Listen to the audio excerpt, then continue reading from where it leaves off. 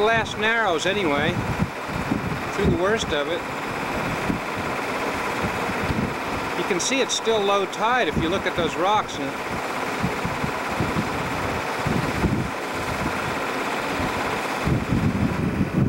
Yeah, these rocks really do look strange.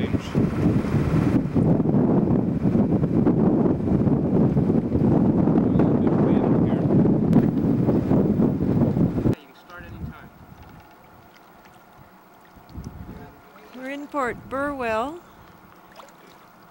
for our second wedding anniversary. David is kayaking in the anchorage while we wait for a predicted gale, possibly storm, that the Coast Guard has warned us about. You can see the fish plant at Burwell in the background.